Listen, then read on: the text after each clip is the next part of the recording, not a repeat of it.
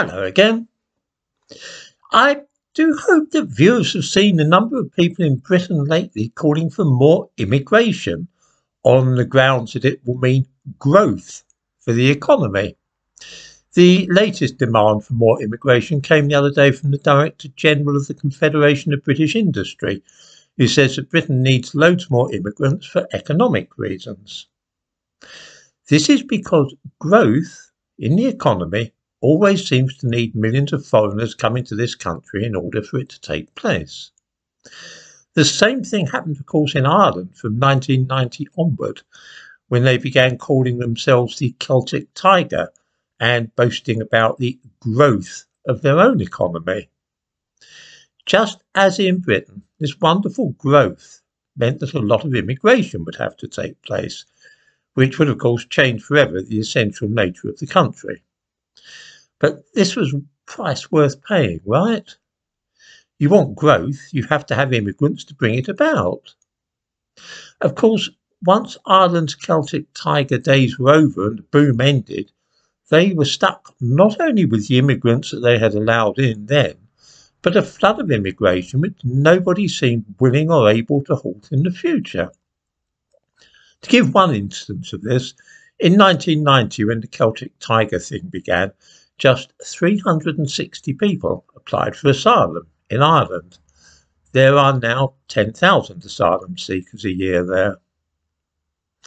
Britain and Ireland have both been brainwashed into believing that if they are to flourish economically, then they must agree to take in tens of thousands of foreigners, either as asylum seekers, skilled workers, students on visas, and various other categories. Once they arrive, of course, most of these people are there for good and also sent home for their families. The benefits of all this growth may be obvious to politicians and wealthy businessmen, but they are not nearly as clear to ordinary people like us who do not live in well-to-do areas or gated enclaves of rich people. I suspect that many of us would happily do without all this growth that the politicians keep talking about, if it meant that we could preserve our traditional way of life and just carry on living as we have always done among our own people. I know that many people in Ireland now are cursing themselves for having fallen for all this talk about growth when they were supposed to be the Celtic Tiger. Now that that has faded away, what they are left with is a nation which has been changed out of all recognition. The chief result of the growth is that in 1990, Ireland had a population of 3.5 million. This has now shot up to 5 million in 30 years. And guess where those numbers have come from? What caused the Irish population to increase by a third between 1990 and now? Growth, as it is used by politicians and businessmen, is always a Trojan horse, which contains lots and lots of foreigners who have to come to your country in order to make this growth happen. When the people in Ireland were hypnotised by their growth and the status of being a Celtic Tiger 30 years ago, it's a pity that they didn't get round to reading the fine print or asking themselves what it would cost them to have all this growth. What we always have to remind ourselves is that the needs and wishes of wealthy people are very different from our own. Most of us do not own factories or chains of shops. We do not employ cleaners or gardeners.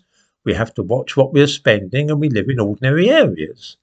We do not often engage a builder to extend our home or knock us up a quick swimming pool or tennis court. Sometimes we and our family members need social housing. We're competing for lowly paid jobs and using public transport.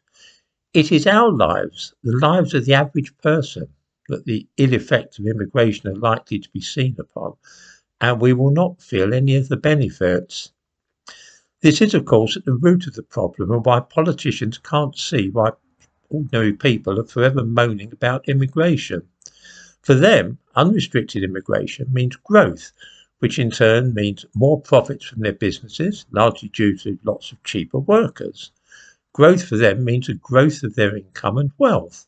But this is, of course, at the expense of our quality of life.